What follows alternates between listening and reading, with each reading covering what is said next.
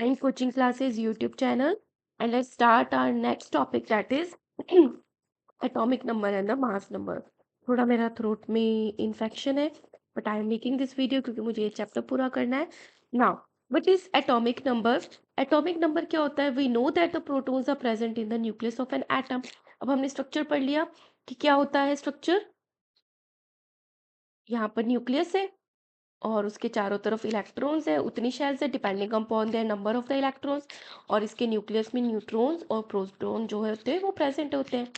सो जो जितने number protons के प्रेजेंट होते हैं ना, लाइक इसमें 6 प्रोटॉन्स है, तो वही उसका क्या हो गया? एटॉमिक नंबर हो गया. तो बहुत इजी है एटॉमिक नंबर पता करना. जितने प्रोटॉन्स है वही उसका एटॉमिक नंबर है. So it is the number of the proton of an atom which determines its atomic number. It is denoted by Z. और जी क्या है? Atomic number. जो क्या हो गया इसका? 6 हो गया. So all the atoms of an element have the same atomic number. तो कोई एलिमेंट है जैसे कि एल्यूमिनियम है, एल्यूमिनियम के एटम होंगे जितने भी, उसमें सेम नंबर ऑफ प्रोटॉन होंगे. ऑक्सीजन के जितने भी एटम्स होंगे उसमें ऑक्सीजन के जितने होते हैं प्रोटॉन्स उतने प्रेजेंट होंगे. In fact elements are defined by the number of the protons by their poses.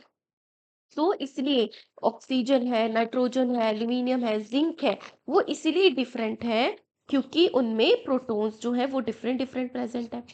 For hydrogen Z is equal to 1 क्योंकि उसमें प्रोटॉन कितना है? 1 प्रेजेंट होता है. ठीक है, only 1 proton is present in the nucleus, तो एटॉमिक नंबर क्या हो गया? 1. Similarly for the carbon Z is equal to 6 क्योंकि उसका प्रोटॉन कितने प्रेजेंट है कार्बन में? 6, तो उसका एटॉमिक नंबर 6 हो गया. Therefore, the atomic number is defined as the total number of the protons present in the nucleus of an atom. तो बहुत सिंपल सी डेफिनेशन है कि एटॉमिक नंबर क्या है? जितने उसमें प्रोटॉन्स प्रेजेंट है एटम में वो उसका एटॉमिक नंबर हो गया. मास नंबर क्या होता है?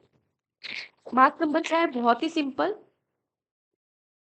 देखो हमने क्या पढ़ा था कि किसी एटम के अंदर जो मास होता है वो उसके न्यूक्लियस में प्रेजेंट होता है, और न्यूक्लियस में क्या होते हैं? न्यूट्रॉन और प्रोटॉन प्रेजेंट होते हैं. तो ठीक है, तो किसी एटम का न्यूट्रॉन का मास ऐड कर लो और उसमें प्रोटॉन का मास ऐड कर लो, वो उसका क्या हो गया? उसका मास नंबर हो गया. बहुत ही simple. So after studying the properties of the subatomic particles of an atom, जब हमने सब एटॉमिक पार्टिकल जो इलेक्ट्रॉन प्रोटॉन और न्यूट्रॉन है उनकी स्टडी करी, we conclude that the mass of an atom is practically due to the proton and neutrons alone. क्योंकि electron का mass जो होता है वो तो बहुत ही कम होता है. हमने क्या पढ़ा था कि जो प्रोटॉन का मास होता है वो इलेक्ट्रॉन के मास के 2000 टाइम्स होता है. तो इलेक्ट्रॉन के मास को हम काउंट ही नहीं करते. तो किसी भी एटम का जो मास है वो प्रोटॉन और न्यूट्रॉन की वजह से ही होता है. These are present in the nucleus of an atom, और ये न्यूक्लियस में प्रेजेंट होता है. हेंस प्रोटॉन और न्यूट्रॉन्स को हम क्या बोल देते हैं? न्यूक्लियॉन्स बोल देते हैं. ठीक है, therefore the mass of an atom resides in nucleus. तो क्या पूछा है? कोई पूछे कि किसी एटम का मास कहाँ प्रेजेंट होता है? उसके न्यूक्लियस में. For example the mass of carbon is 12U. Carbon का जो मास है वो 12U होता है क्योंकि उसमें 6 प्रोटॉन्स होते हैं और 16 न्यूट्रॉन्स होते हैं. तो टोटल कितना हो गया? 6U plus 6U 12U. Similarly the mass of the aluminium कितना है? 13 प्रोटॉन्स होते हैं, 14 न्यूट्रॉन्स होते हैं, तो टोटल कितना हो गया? 27U. तो just protons and number neutrons को ऐड कर दो, वो उनका मास हो गया, मास नंबर हो गया. The mass number is defined, ये इसकी डेफिनेशन आ गई मास नंबर की. The mass number is defined as the sum of the total number of the proton and neutron. कितने प्रोटॉन और न्यूट्रॉन प्रेजेंट है उसका सम कर दो, present in the nucleus of an atom. Right. तो in the notation of an atom, अगर हमने किसी एटम का लिखना है, जैसे यहाँ पे नाइट्रोजन बताया, तो हम क्या लिखते हैं? एटॉमिक नंबर लिखते हैं, उसका मास नंबर लिखते हैं और उसका सिंबल लिखते हैं एलिमेंट का. बीच में लिखते हैं सिंबल ऑफ एन एटम, जैसे नाइट्रोजन लिखा है. नीचे लिखते हैं एटॉमिक नंबर. नाइट्रोजन का एटॉमिक नंबर होता है 7, और ऊपर लिखते हैं उसका मास नंबर जो कि है 14. तो इससे हमें क्या पता चलता है? यहाँ पे एटॉमिक नंबर मतलब जी है 7, और क्या पता चलता है? इसमें प्रोटीन है 7, सॉरी प्रोटॉन्स है 7. और क्या पता चलता है? न्यूट्रॉन कितने हैं? जब मास नंबर 14 है, मास नंबर भी हमें पता चल गया 14 है. न्यूट्रॉन्स कितने होंगे? प्रोटॉन और न्यूट्रॉन्स को मिला के 14 है, इसमें प्रोटॉन है 7 तो न्यूट्रॉन भी 7 हो गए. ठीक है, तो इससे हम इतना सब कुछ पता कर सकते हैं. Now come to the isotopes, very important topic of this chapter. Isotope मैं आपको सीधा सीधा बता देती हूँ। कोई एलिमेंट होते हैं, कुछ कुछ एलिमेंट्स ऐसे होते हैं जिसमें ऐसे एटम्स प्रेजेंट होते हैं जिनका जो एटॉमिक नंबर होता है वो तो सेम होता है, बट जो मास नंबर होता है वो डिफरेंट। ठीक है, एटॉमिक नंबर सेम का मतलब क्या है? नंबर ऑफ प्रोटॉन तो सेम है सब में, मास नंबर डिफरेंट का मतलब है कि न्यूट्रॉन्स डिफरेंट हो गए। So in nature a number of the atom of some elements have identified, इस नेचर में कुछ एलिमेंट्स के ऐसे एटम्स आइडेंटिफाई किए which have the same atomic number but different mass numbers. और उसका एग्जाम्पल क्या है? Take the case of hydrogen atom. Hydrogen atom तीन तरीके के होते हैं, उनमें उनको बोलते हैं atomic species, namely protium, deuterium and the tritium. देखो तीन में एटॉमिक नंबर सेम है, 1 1 एंड 1, मतलब तीनों में प्रोटॉन सेम है, बट इनका जो मास नंबर है वो डिफरेंट है, 1 2 और 3।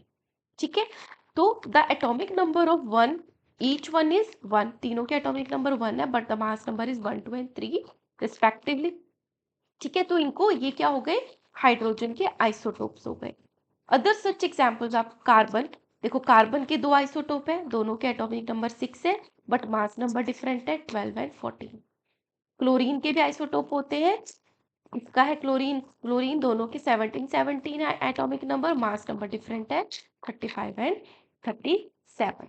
ठीक है, so on the basis of these example isotopes are defined. अब ये आइसोटोप की डेफिनेशन आ गई, as the atoms of the same element. Element तो सेम है, ये भी क्लोरीन है, ये भी क्लोरीन है, ये भी कार्बन है, ये भी कार्बन है, एलिमेंट तो सेम है, having the same atomic number भी same है, but the different mass number different है। Therefore, we can say that there are the three isotopes of hydrogen, name protein, deuterium and the tritium। ये बहुत जगह पूछा जाता है, तो आपको ये लर्न होना चाहिए। So many elements consist of the mixture of the isotopes। अब कुछ एलिमेंट्स जो होते हैं जो मिक्सचर में प्रेजेंट होते हैं, मिक्सचर मतलब थोड़ा वो प्रेजेंट है थोड़ा वो प्रेजेंट है। Each isotope element is a pure substance, जैसे क्लोरीन की बात करी जाती है, दोनों के एटॉमिक नंबर आइसोटोप्स के 17 होते हैं, एक का मास नंबर 35 होता है, एक का 37 होता है, तो ये मिक्सचर में प्रेजेंट होता है। ठीक है, so the chemical properties of these isotopes are similar. इनकी जो आइसोटोप्स होते हैं इनकी केमिकल प्रॉपर्टीज सेम होती है लगभग, but their physical properties are different, physical property different होती है। Chlorine occurs in the nature in two isotopic form, masses 35U and the 37U, दो में प्रेजेंट होती है, और नेचर में ये 3:1 की रेशियो में प्रेजेंट होती है, मतलब 35 वाला ज्यादा प्रेजेंट होता है as compare to the 37। Obviously the question arises, what should we take as the mass of the chlorine atom. अब आपने क्वेश्चंस करने होंगे तो आप बोलोगे कि मैम हम एटॉमिक मास कौन सा लेंगे, 35 लेंगे या 37 लेंगे, लेट अस फाइंड आउट। ये अब डिपेंड करता है क्योंकि ये मिक्सचर में प्रेजेंट होता है, तो हम क्या करेंगे, पहले एवरेज निकालेंगे।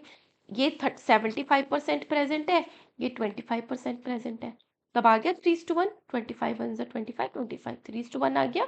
तो पहले हम परसेंटेज निकालेंगे, फिर इनका एवरेज मास निकाल के इसको एवरेज मास जो है वही यूज करेंगे, और ये पूछा जाता है कि कैसे फाइंड होता है। So the mass of an atom of any natural element is taken as the average mass लेते हैं of all the naturally occurring atoms of an element. तो अगर आइसोटॉप्स प्रेजेंट है तो हम उनका एवरेज मास ले लेंगे, और अगर एक ही प्रेजेंट है किसी एलिमेंट का एटम तो हमें एवरेज निकालने की जरूरत ही नहीं है, उसका जो मास होगा वही ले लेंगे। If an element has no isotope, then the mass of its atom would be the same as the sum of the proton and neutron. Just उनको add कर देंगे. But if an element occur in isotopic form, अगर isotopes है, then we have to know the percentage of each isotopic form. जैसे हमें 75% ये पता है, क्लोरीन प्रेजेंट होता है, 25 दूसरा होता है. Then the average mass is calculated. फिर उसका average mass जो है वो calculate करेंगे. So the average atomic mass of chlorine atom on the basis of the above data will be, कैसे होगा? देखो एक तो 37 मास वाला है, एक 37 मास वाला है, एक 35 और एक 37। 35 वाला प्रेजेंट होता है 75% अपॉन 100, परसेंटेज निकाल रहे हैं। 37 वाला 25% प्रेजेंट है अपॉन 100, फिर हमने इसको सॉल्व किया। 25 3 जा 75, 25 4 जा 100, 25 1 जा 25, 25 4 जा 100। 35 को 3 से मल्टीप्लाई किया, 105 अपॉन 4 प्लस 37 इंटू 137 अपॉन 4। इन दोनों को ऐड कर लिया, 142 अपॉन 4 आ गया। फ्रैक्शंस को आपको ऐड करना आता होगा। जब हम इसको डिवाइड करेंगे तो हमारा आंसर आ जाएगा 35.5 यू। तो ये क्या है, एवरेज मास आ गया क्लोरीन का। इसका मतलब ये नहीं है कि किसी क्लोरीन का जो एटॉमिक मास होता है वो 35.5 होता है, नहीं, इसमें आइसोटोप्स होते हैं। बट अगर हम एवरेज की बात करते हैं तो वो 35.5 यूनिट होता है। तो this does not mean that any atom of the chlorine has a fractional mass of 35.5। ऐसा नहीं है कि क्लोरीन का एक का 35.5 होगा। It means that if you take a certain amount of chlorine, कि अगर मैं कुछ मिक्सचर ले लूँ क्लोरीन का, उसमें दोनों आइसोटोप्स प्रेजेंट होंगे और दोनों 3:1 की रेशियो में प्रेजेंट होंगे, तो उनका जो एवरेज मास आएगा वो 35.5 यूनिफाइड मास आएगा। ठीक है। अब ये जो आइसोटोप्स होते हैं ना, इनका यूजेस भी होता है। तो since the chemical properties of all isotopes of an atom element are the same, अब हमने बात करी थी कि केमिकल प्रॉपर्टीज तो आइसोटोप्स की लगभग सेम होती है। Normally we are not concern about taking a mixture, but some isotopes have the special properties. तो हम मिक्सचर लेना इजी समझते हैं क्योंकि उनकी केमिकल प्रॉपर्टीज में कोई डिफरेंस नहीं होता। बट कुछ एलिमेंट्स के, कुछ एटम्स के ऐसे आइसोटोप्स होते हैं जिसको अलग करना पड़ता है क्योंकि उनके अपने यूजेस हैं। और वो कहाँ कहाँ यूजेस है। फर्स्ट है an isotope of uranium. Uranium का एक आइसोटोप है which is use as a fuel in nuclear reactor. Nuclear reactor में वो एज अ फ्यूल यूज होता है। Second, an isotope of cobalt. Cobalt का एक आइसोटोप है, is use in the treatment of cancer. ये भी बहुत बार पूछा जाता है।